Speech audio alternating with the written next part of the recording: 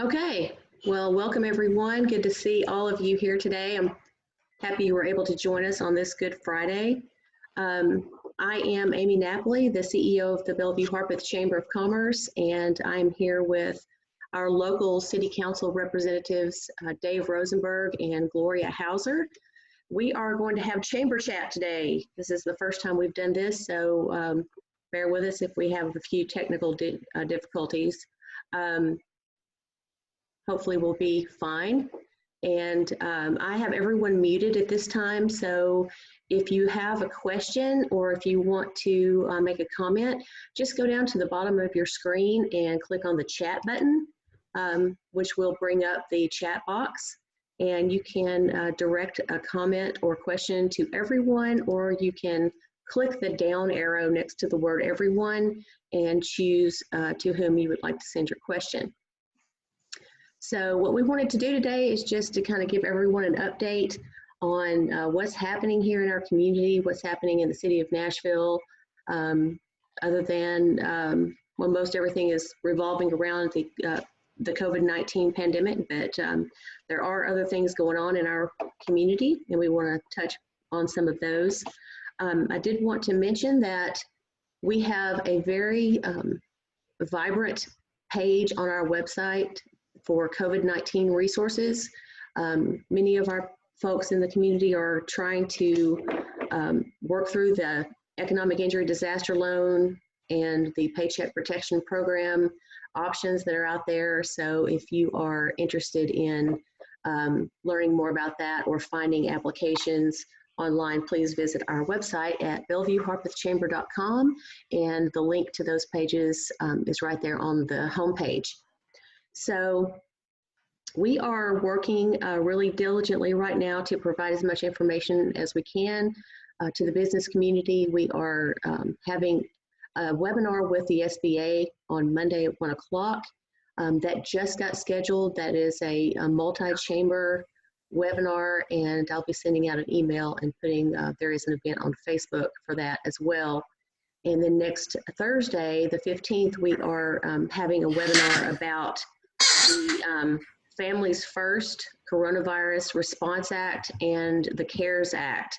So that will be some very useful information. So if you would like to sign up for that one as well, that would be great.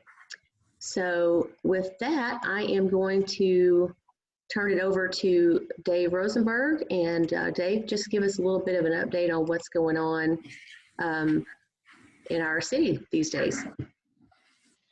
Sure. Thanks, Amy, for putting this together, and also for all the resources that you put together on the chamber website. There's so much going on, and just it's happening very, very quickly. It seems like things were already kind of at hyperspeed before this whole thing started, and possibly it's increased in speed even more dramatically. Just going to cover a few topics that Amy asked me to mention, some things that have been out in the news and affect what's going on. We've been doing, the Metro Council's been doing a weekly call with Nashville's COVID-19 task force, Dr. Jahangir and Chief Swan, Chief Anderson, and others, Dr. Hildreth, who've been available to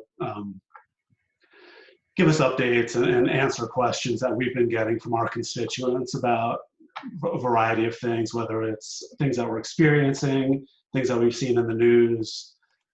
Yesterday focused mostly on questions around testing and the hotline, the questions about essential businesses and why certain businesses are open, and while others have been asked to close, and also some new modeling's been out and how it relates to the Music City Center, which has been in the news lately. Starting with the testing, there is a hotline, and I should have that number in front of me, and I don't. Maybe you do. I have the number. Gloria will give it to you. So that allows you to call in, and they will, if you're concerned that you might have symptoms, they'll answer you some questions, and they might recommend you to go to one of the drive-through testing centers that Metro Nashville has set up. You can actually go to those centers to get screened without using the hotline if you're so inclined. The experiences have been mixed, but that is out there and available. They're seeing about a 4 to 5 day turnaround on testing. Vanderbilt, on the other hand, I had a friend who got tested and got her results back 5 days ago. It took them 15 days to get her results. I have a friend who got tested 2 days ago who got her results that night. So they've really caught up. So you have, if you going through your primary care provider is certainly an option. Testing is not nearly at the level of availability that everyone would like it to be and that we need it to be to really make the progress at a speed that would allow businesses and the rest of everybody to get up and running. But it is more available, and if the symptoms are out there, you'll get referred. As far as that modeling goes, the Music City Center had been identified as a potential location to be set up as a hospital in the event that our hospitals are overwhelmed in Nashville. The Army Corps of Engineers is spending $13 million to retrofit the Music City Center as an 1,100 bed facility. They put COVID patients in 4 stages from, level 1 being people that are really in dire straits, and 4 being folks that just have very mild symptoms and they get tested and then self-quarantine. The Music City Center would be set up for those stage 3 patients who just need some oxygen or some monitoring. And it would not be a full-fledged hospital facility. New modeling from Vanderbilt that came out yesterday and is going to be more well-publicized today suggests that you would just fell on the floor and you won't get to see me anymore. Pardon me. What happened? My webcam fell off my, that was not me tumbling, fortunately. Not only does the modeling suggest that my webcam would fall, but it is suggesting that the Music City Center might not be needed. Vanderbilt went through 3 different scenarios that we could face based on what's happened. Nashville, of course, has seen it's seen a modest flattening of the curve, but much more so than the state, because Nashville was much quicker and has been a little bit more aggressive than the state as a whole. So if we see additional gains from social distancing across the state, the first wave would peak in early to mid-May with 2,000 to 3,000 hospitalizations. If instead we kind of stay at the status quo that we're seeing now, everybody continues what we're doing and we don't see any kind of additional progress, then we would look at a peak in June with the hospitals somewhat stressed statewide. If social distancing gets lifted in the next week or 2, or people decide that it's not as big a deal, it's not important, it's past, then we would see our hospitals stressed by mid-May. The hospitals would be overwhelmed, and the peak of transmission would be later in the summer or after, which would cause this all. Basically the idea is the more aggressive we are now, the quicker this is. Well, you see Australia did a complete shutdown, and within a couple weeks, we're able to get back at it. So really, it's important for things to continue on our way. The caveat to the model is that we don't have the level of testing that we need to have the best data.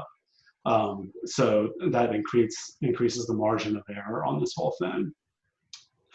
As far as the essential business question goes, there's a great website that's been set up by Nashville's task force. It's called asafenashville.org, asafenashville.org, and it has really extensive information about Nashville's response on the disease in general and on the safer at home order.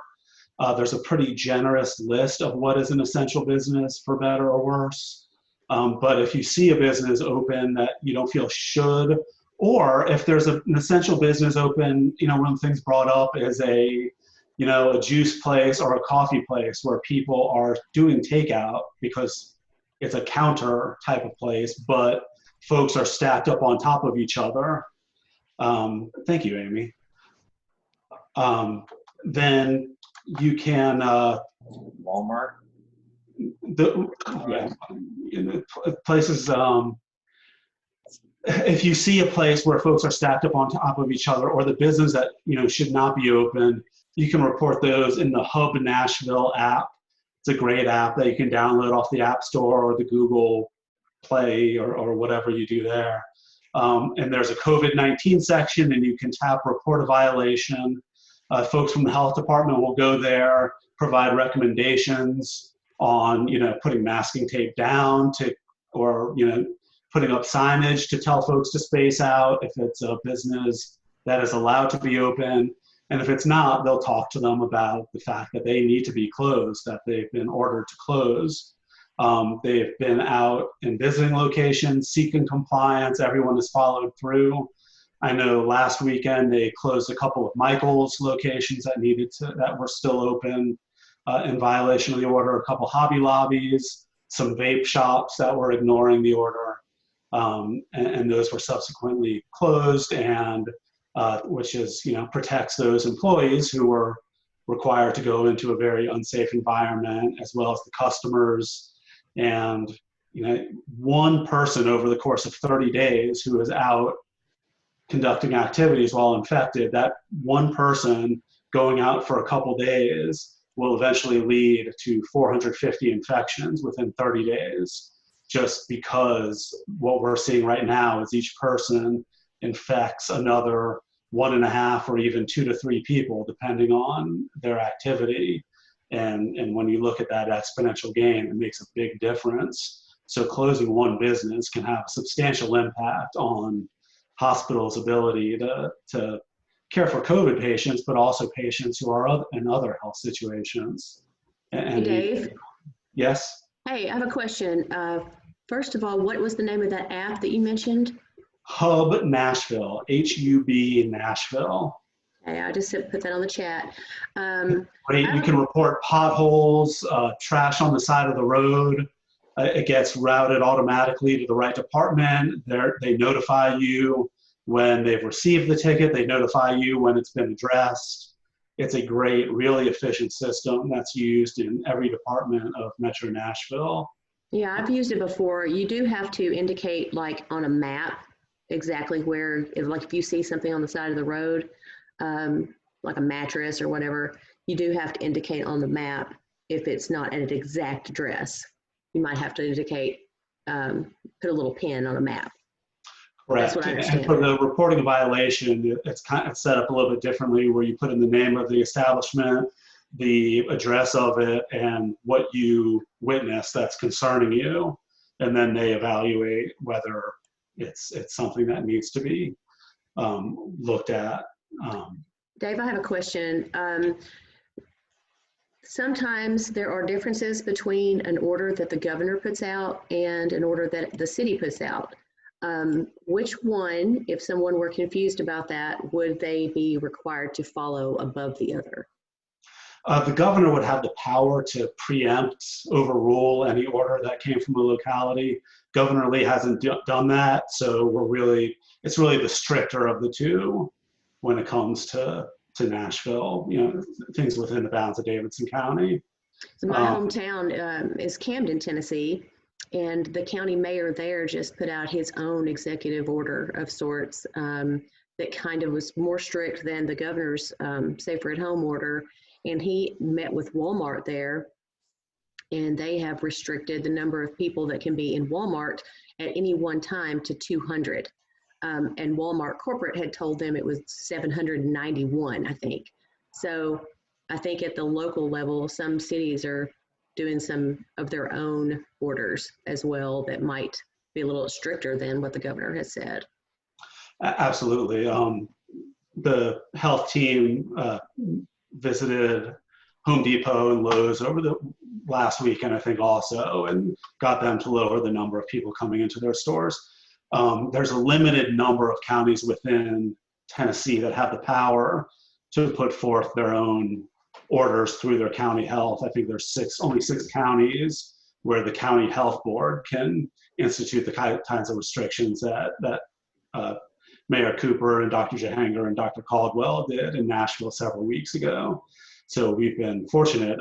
There was an organization that put out data on, they use cell phone data to see how much traffic had dropped on a county by county basis. And a couple of days before Governor Lee's order came in, it was very concerning that Nashville, Davidson County had, I think, an A-, a drop of over 50% in the number of miles people were driving. But Cheatham County had a D, and that's, a rock's throw from a lot of us. So that meant folks here were visiting businesses and bringing things back here and vice versa. So it's been nice to see some statewide action. Hopefully that will intensify a bit to the level that Nashville's done. And really, we need our border states and the entire country to follow through to really get this thing behind us quickest. Talked about the testing a little bit, that's available. The one other topic that has come up a lot is the high school. It's very, very near and dear to my heart. If everything gets done on time, my oldest son will be in the first 9th grade class, so I'm very eager to get it up and running quickly. Before this whole crisis came along, the mayor had committed and was following through on plans to fully fund the high school as soon as we got through the budget, which was intended to be in May and has now been pushed back to June. We have such huge uncertainty in the budget right now, which Gloria is going to talk about more, that I'm confident that once we have certainty, we'll be able to move forward on the high school. But it's probably not going to be, since the budget is getting pushed back a little bit, we're going to have to wait until we see exactly how long this is going to last, how much people are complying with the requests and orders from various levels of government, and that we can get this behind us, and how quickly the various levels of government are responding as far as getting testing kits available and providing the resources that are needed to the community. But that is still going to move forward. The huge hole in our budget is related to operating expenses, day-to-day expenses that comes from recurring revenue, mainly tax dollars, whereas building buildings comes from a completely separate source. So it shouldn't be as greatly impacted, but all of the capital spending right now, even those that have been completely approved are on hold, so that we can get a handle on our budget situation, which is, very uncertain right now. Well, speaking of all the testing and everything that's going on, we do have the good fortune to have one of our members on with us from Complete Health Partners, Dr. Babcock. And they said that they have treated some positive patients and have tested a lot of patients. So Kelly, I'm gonna unmute you guys, and well, I can't seem to unmute you. Oh, no, you're unmuted. Kelly, are you guys on the line? I think she's remuted. Okay. Let me try to unmute them again. Well, I keep clicking unmute, and it won't let me do it. So I will, all right. I'll just wait for Kelly to jump back on here and chat and see what's going on. Maybe they're muting themselves for a minute. Yeah, she's probably muted herself. We're able to unmute ourselves now. Yeah, okay, good deal. Okay, so Kelly, whenever you want to jump in, just shoot me a little chat here. Did that work? Yes. Okay. Hi. So Ty is not with me right now. I just wanted to say hi and let y'all know that we are testing patients and we have been taking care of people. And are another testing site not far from Bellevue. Tell us where you're located and what everybody could expect if they come by. We're in the Nashville West Shopping Center outside of the old log cabin. And back in March, on March 17th, we set up curbside evaluation and treatment for all patients with respiratory illnesses. So anybody who has any sort of respiratory symptom or fever is seen curbside from their car. So we have an online appointment system so that you can get checked, and we do have testing capabilities. They have ramped up now with speed. The initial test took a little while, that more 4 to 6 day turnaround, and we're getting them back now more in like 24 to 48 hours now. Okay, let's see. Need to find your location here. Just going to put a link on here for everyone. Just a second. And so while we're not a mobile testing site, we're where you go if you're actually sick. So some people are, have been exposed and just need to know yes or no. Do I have this? I don't have any symptoms.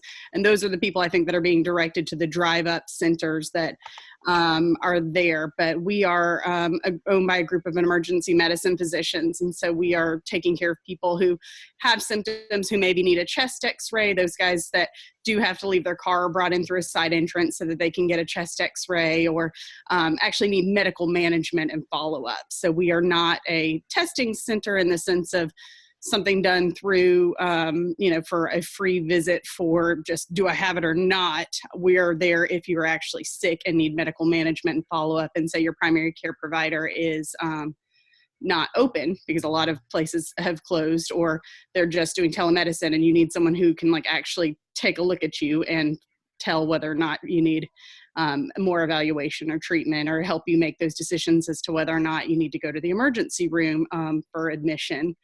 We have the ability to direct admit at some of the different hospitals as well. So we're just there to take care of people. Sorry, Ty's not here to talk, but well, that's okay, Kelly. Thank you. I've got your website pulled up here. It's completehealthpartners.com, and you can book an appointment or walk in. We also have telemedicine options. Yes. So that is a great resource. Thank you for sharing that with everyone. Thanks. Okay. Dave, I think you were also going to mention the mayor's daily briefing and where people can look at that. Yes, thank you. So almost every morning at 9:30, weekday mornings at 9:30, Mayor Cooper, Dr. Jahangir, who's the chair of the Metro Health Board and also the chair of the COVID-19 Task Force, and a variety of guests. Sometimes the chief of our emergency management, Dr. Caldwell, who's our chief medical officer, Dr. Hildreth, who is fantastic. He's from Meharry and goes into the science behind the spread of the disease and a lot of really interesting stuff. Today they had faith leaders talking about Easter and the importance of finding ways to observe outside of getting together in person. Every morning at 9:30, almost every weekday morning at 9:30, occasionally it's set at a different time, they provide updates and go through all of that. It's on Mayor Cooper's Facebook page, the Metro Nashville Network Facebook page, and also on Metro Nashville Network itself, which is channel 1094 on Comcast, and also on Nashville.gov. And it's less than a half hour. They answer questions from the media also who call in, and it's a really beneficial and informative. Yeah, I've seen it on Facebook several times, and usually News Channel 5 or one of the other local news channels will also stream it live on Facebook. Thank you so much, Dave, for all of your information and for everything you do for our city and for Bellevue. Gloria, I'd like to turn it over to you now and have you give us some updates on your end. Sure, and I'd like to piggyback. Can you hear me okay? Yes. Okay, I'd like to piggyback on Dave's talk about the, whoops, sorry about that. Yes, she was barking, so I had to hold her so she'd stop. In regards to the COVID-19, I want to emphasize how important the social distancing is, even for young people. And I know for kids, this is really, really hard. I just had a friend's teenage daughter who is like the epitome of health. She's an athlete, she's just everything healthy. And she's been in the hospital for 5 days now with the virus. Oh man, that's terrible. I'm sorry to hear that. 17 years old, the peak of your health, and no other underlying conditions. So it is serious for all of us. One of the things I also wanted to mention is if you go to the website, Dave mentioned the ASAFE, it's ASAFE, Nashville.org. You will have the most up-to-date information from the city there, as well as resources about the various departments. And one of the things I wanted to emphasize is that even though you may not be able to walk into offices to do work, they are all working remotely, and you can call, their phones are being forwarded, or email, or a lot of things can be done through online services. So the government's still working, it's just you can't go into an office now, which, you know, that's what people are used to doing. I did want to mention that Dave had talked about Hub Nashville, and about 2 weeks ago they added the tab where you could report issues, and they have been very responsive. I know Dave mentioned Michael's, and that was one of our constituents that was very concerned about that and had reported it, and that encouraged the action for them to check it out. So people are paying attention to what is being posted very quickly. It's not taking days like people might think. One of the things I know everybody's talking about and concerned about is the budget. I have not got any up-to-date information. I talked yesterday with Bob Mendez. I talked today with the mayor's office.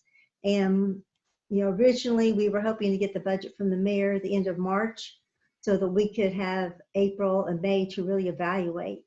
It looks like it's not going to come to us to probably the end of April. And at this point, as of this morning, it's still up in the air. I think there's just too many unknowns at this point. As soon as we know anything else, I'll be sure to share it, but I really just don't have a lot of details about the budget right now. We all know that the city, prior to the tornado and prior to the virus, had some pretty serious situations we needed to address on cash flow. Those certainly have not gone away. And the fact that our income from sales tax is drastically reduced. I think and Dave, correct me if you've seen something different, but I think the reports we've been getting from the hotels is they're down like 70-some%. So, you know, that's pretty drastic. And we'll keep you informed as I hear anything else. I'll make sure and post it, and I'll keep you informed, Amy, but I just don't have a lot of details about budget. One of the things people have been talking about is the trash that they're seeing around, and they're concerned that they're wanting somebody to come pick up the trash. And when I've talked with Public Works right now, they're still dealing with a lot of the issues regarding the tornado. And so they aren't sending crews out just to clean up the streets right now. And a couple of other things. I had originally scheduled a volunteer day that was going to happen this spring. That obviously will not happen until we're past the social distancing guidelines. What I would say is if you see something and it bothers you, have a trash bag in your car and pick it up. Because at this point, and that sounds cruddy, I know, but the point is Public Works is not going to be able to do that for some period of time. We aren't going to be able to get volunteer groups together because of social distancing. The community service where they would have people go out and pick up trash, that's not happening right now. So unfortunately, we're just not going to get that cleaned up unless individuals do it on their own. Look, Gloria, I was just looking at some statistics. These are a couple of weeks old. It looks like the City of Nashville, the Convention and Visitors Bureau has already, as of March 20th, said that there were 448 cancellations of conventions in the City of Nashville. So I'm sure that's gone up dramatically. And they indicated a loss of at $26 million in tax revenue as of March 20th, because they had expected $155 million of direct visitor spending. So I'm sure that has, you know, very negatively affected the budgeting process at this point. Right, because right now it's really kind of hard I mean, when you're budgeting, you're projecting out the income that you're going to be receiving. And you're sort of basing that on trends, and that's a little difficult to do right now. So Right. I just really can't give you anything firm on that at this point. As I say, I'll post soon as I hear anything different. But right now it's just kind of a wait and see, because there could be several different models that we could work off of, but they're all guesstimates at this point. But we will definitely keep everybody informed. I've gone over the trash part, the budget, in regards to reporting situations, whether it be that you see trash or you hear noise or anything else. Hub Nashville, as Dave mentioned, is the best way to report it because it goes right to the department that needs to see it. I think it's even better than calling Dave or I, because we still have to do the same sort of thing you do, finding out which department and getting the information to them. So it often is much quicker just to go to Hub Nashville yourself than even contacting us. Let me see, what else was you wanted me to talk about? Was there something else you had asked me to refer to? I don't think so. That's pretty much it. Okay. They did say that the brush pickup that was originally scheduled should be happening in our area now, should not be impacted. It should be still on schedule. And tell us about that schedule. It's actually where the area of town that we're in, the trash pickup should be happening now. That means when you take the brush to the road, and there are specific guidelines on the website, you need to make sure that if you are taking brush, that it needs to be at the curb. If it's back 5 feet, they won't pick it up. I learned that the hard way one year. Okay. It has to be right at the curb. And this is not for household items, it's for brush. And is that for both districts 22 and 35, or are those separate? 35's, we're actually split into 3 zones in District 35. If you're south of Highway 100, which is mostly Trace Side, Pasco Park, down there, it's already passed. If you're between Highway 100 and Highway 7, well, if you're north of Highway 70, which is just Pegram and White's Bend and up River Road and that area, it starts April 21st. And for everything in between Highway 70, Charlotte Pike, and Highway 100, including all of Gloria's area, that's happening now. Okay, Yeah. What is the website that people can go to look at that information? It's under Public Works, or if you Okay. just go to nashville.gov and then under the search, type in brush pickup, it'll take you right to it. Okay, awesome. I think it's a good time for us to open it up for questions. Does anybody have a question? If so, just click the everyone. Can I just offer one other resource, Amy? Absolutely. For folks interested in the budgeting, our budget chair is Bob Mendez, who's an at-large council member, and he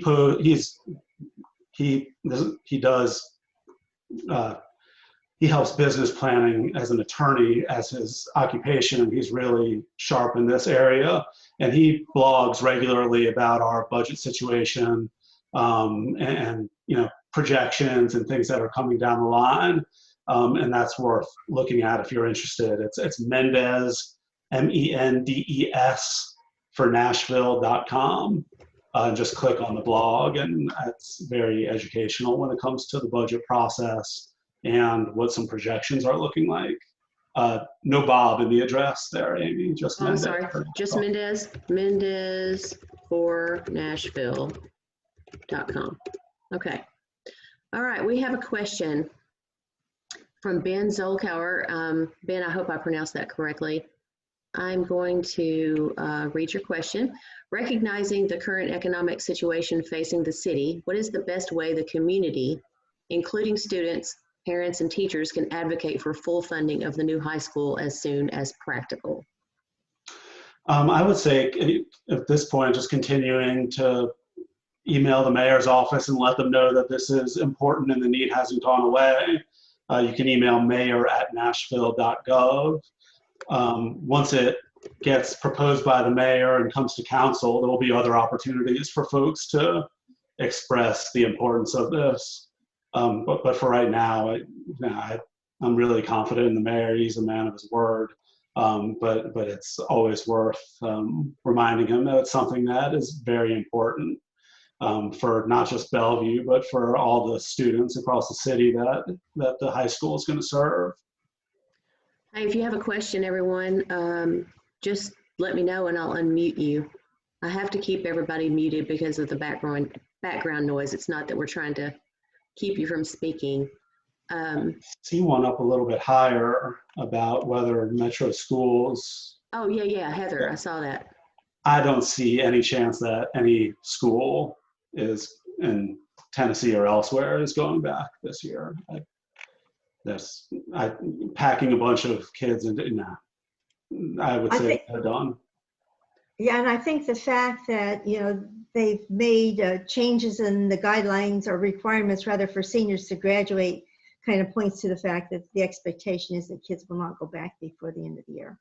Yeah, the State Board of Education met yesterday, reduced the number of hours necessary, eliminated the need for testing, absolved juniors of the ACT, and also dealt with some of the ridiculous the things that they call accountability measures for teachers that have been set aside. They're clearly expecting that schools aren't going back, and no.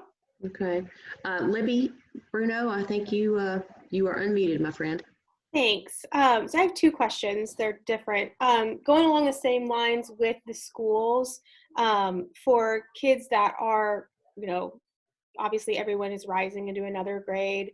I don't know if there's been anything put out to, how they intend to start the next year. I mean, I wish they would just go ahead and announce we're not going back this year, because I think then parents can absorb that and protect and figure out how to handle it. But, I've got a school-age child, and I'm curious about, when it starts next year, where are they going to start them, considering they've missed a third of the year essentially? And I'm not sure if you have any information on that yet, but I do think that would be a very helpful thing for parents to kind of prepare themselves for, essentially. Yeah, the teachers I've talked to, believe it or not, there was only about 2 to 3 weeks left of new instruction coming this year when we came out, because they were going to have to do a few weeks of test prep, and then they were going to have a couple of weeks of testing and the TN Ready stuff, and there was going to be more testing, and then they were going to be doing mostly review and projects around it. So the fact that we can basically miss a quarter of the year and not miss a lot of instruction is a whole other issue.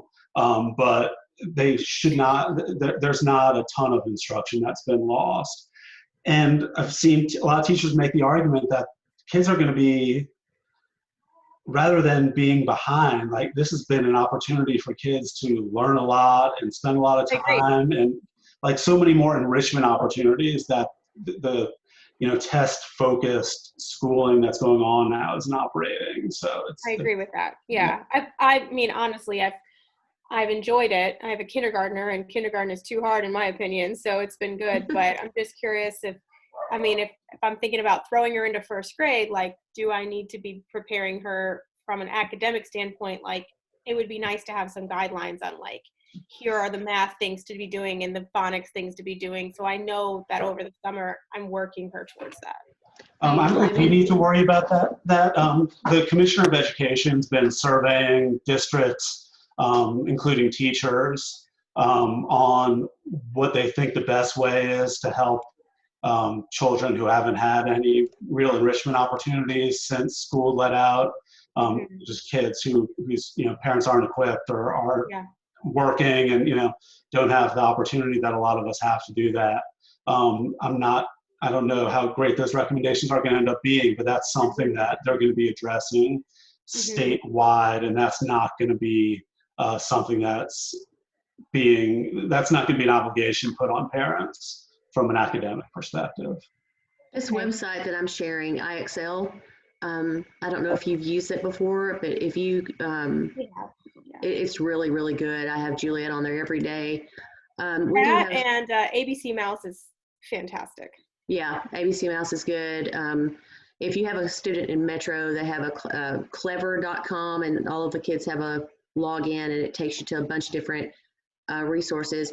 And you know what, Dave, what you said about using this time to kind of do some enrichment, I actually have started Juliet on a Spanish course through Rosetta Stone. They're offering it free for 3 months through the app. So she's doing a little bit of Spanish, which she would not have been doing at school at this time. So I'm only getting her to do about 2 to 3 hours of work a day at the max. And that is with a whip and threats of taking away phone privileges. So it's tough, and I'm super busy every day still, actually in some ways more busy. And I know you are too. So do the best you can, and I wouldn't sweat it too much. So the other question I had was, you know, I watch a lot of national news, and so of course I know a lot more about what's going on in New York than I know about what's going on in Nashville. So this has been really helpful for me.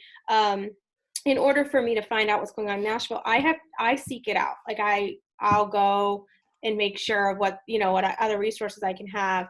I know there's some public television, but with so many people not even having cable or just using streaming services, like I think that there's a big disconnect between people that like don't watch the news, may not have, some people have no idea, or they're just being ignorant to the fact of like how the social distancing actually works. Like the statistic you gave out, Dave, about the 450 people, like, is there a better means of, you know, getting this information out? I mean, do we have to text everyone in Nashville these days? Like, what do we need to do to really make sure people are understanding, like, this is not funny and this is not casual. This is like, we could extend this by months if we don't do this.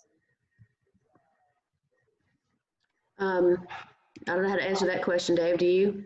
I don't. I mean, for folks who are not watching local news and don't follow stuff on social media, it's very difficult to reach into people's homes with. And it's much more acute now, but this is something that is a chronic problem when it comes to just civic education in general, and the ability to reach folks is something that I always struggle with, just getting information out to people and finding ways to do that. When, you know, it's too expensive to put something in everyone's mailbox, if people are going to their mailboxes even. Or reading what they get out of it. That's right. There's a system called Means where you can sign up for emergency alerts and that sort of thing, but that's not widely used right now. Sort of a reverse 911, and without that sort of system, you know, and the ability to call everybody, I don't know how else to reach everyone. I really feel like between all the things people see on the local and the national news and on emails and texts and, you know, all sorts of things, there's been a real concerted effort to get the word out. But if you don't want to get the information, you can choose to just not pay attention to anything. So it makes it really difficult. You know, one would think that the fact that your stores are closed would be, even if you don't engage in media watching, that you would get the point. But there are some folks that just simply don't want to be engaged, and that's some people that just don't want to follow it, and they have adamantly said they won't. Right. We have a couple of questions. I want to, is it Kimmy? Kimmy Yes. Yes. Yeah, Kimmy. Actually, I was going to speak to Libby Bruno. I'm a former teacher and a school counselor and educational consultant. So I was going to let you know that when you're working with your child and you're getting 2 to 3 hours of work done a day, that's about the equivalent of what a child gets in a school situation. So you shouldn't worry about the amount of time they're spending. The work that they're doing in school, you have to remember, is with 25 or 30 kids in a class. Right. Well, and that is comforting. And but I mean, I'm not really that concerned about our daughter. We're a well-educated family. We have resources. My mother-in-law is a speech pathologist, worked in school for 35 years. Like, we're good. I am very concerned about other children, and like Dave was saying, people that are not equipped, parents that are not well educated themselves, parents like, and also I don't go down this rabbit hole, I don't let myself, but I think about children who are in unsafe homes and don't have anywhere to go at this point, and I just don't know what can be done, you know, in those situations. And so that's a concern I have, I guess. It is a real concern, and I think what was being said by Gloria and Dave about the school system, that they know that all of these students are going to come back in the system next year with probably not as many deficits in terms of the difference between this year and last year, but they're going to have to start the school year differently. And these kids are going to be, have to be handled in a way. So I also served on the Alignment Nashville Social and Emotional Learning team, and we worked with how to help schools understand social and emotional learning in the school system, which helped them grow as students, but also as people. And there's going to be a lot of emphasis on that in the fall when students go back to school or whenever they go back to school. So there's going to be an opportunity for these kids to have support in a social emotional learning and understand that that's going to help them academically as well as socially, emotionally, developmentally. You're right. Some kids are in homes. And I think that I know Gloria and Dave can probably speak to the resources that have been put out to address the issues of mental health, emotional health, violence in homes that occur when these kinds of traumas and stressors are put on families. In terms of academics, there's not really a lot the school can do in terms of what's happening with these kids, right? Yeah. Yeah, it's a tough situation. And I know that all of these social services organizations are still essential, so they're still working, and we just, have to hope for the best for that. It's difficult. It's heartbreaking. It's heartbreaking, and it's difficult to think about things that you can't control right now because there are so many things that we can't control. And that can be very emotionally tough for people. And, I would encourage everybody to reach out if they have any issues with emotional health right now, because it's a very real thing. We've only got about 10 more minutes. I want to take a moment to look through these comments. Sherry had a question about the restaurants, wondering how they are faring right now with takeout.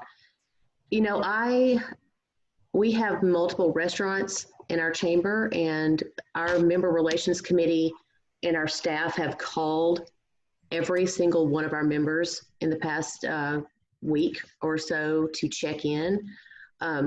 We've had difficulty getting in touch with a lot of our members and had to leave a lot of messages, but I am keeping a watch on our spreadsheet that we use to keep up with that effort. And if anybody has fallen down on that job, then I'm going to pick it up next week and make sure that I'm reaching out individually to everyone. But I have worked directly with Chicken Salad Chick in the past week to help them set up a mass community order here in our communities. We have 4 neighborhoods here on the west side, which is the best side, right, Dave? And we did a mass community order pickup thing, and it went okay. We've also had a lot of food trucks come out. I know a lot of the restaurants are doing some very innovative things on social media, talking like Corner Pub is selling meat. He has a supplier that he can order meat from, and he's selling that to the public curbside. I think they're being pretty innovative, and I'm not sure from a financial standpoint how things are going, but I know PDK is real active on there and on social media. And the ones that are out there trying to hustle and make some new things happen they're going to be the ones that will make it through this. Kimmy, yeah. I have one more suggestion. Yeah. So I've been kind of working in this area with some people trying to find ways to support the restaurant field, and particularly the service industry, who I think at one point I was told that the service industry is the second largest employer in Nashville. And so the Independent Restaurant Coalition in the U.S. is putting together a letter asking, and it's in conjunction with the Culinary Institute of America, in asking Congress, asking people to co-sign a letter to Congress to support and put relief in for the restaurant industry. And people who want to work on that can go to saverestaurants.com/letter. And that's for independent restaurants like the ones we're talking about in our communities. Letter. Okay, I've got that on here. Is that correct? All right, Mm-hmm. good deal. So yeah, we definitely need to be supporting them as much as we can. I want to share my screen for a moment. And I've encouraged people to do this through email and also social media, but I want to spread the word as much as we possibly can. we have a really cool form that we've created on our webpage. If you want to talk about something you're doing with your business, if all you want to say is, I'm still open for business curbside, or I am doing virtual consultations, or we are selling gift cards, or whatever it is, I would encourage anybody to go on here and submit this. And you can see that we've had a lot of people who have already done so.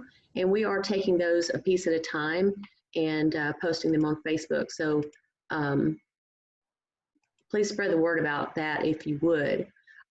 Kelly also said that people are supposed to be wearing cloth masks instead of surgical and N95 masks. We do have a lot of people that are making masks and talking about that on social media. In fact, I bought 3 from one of my neighbors.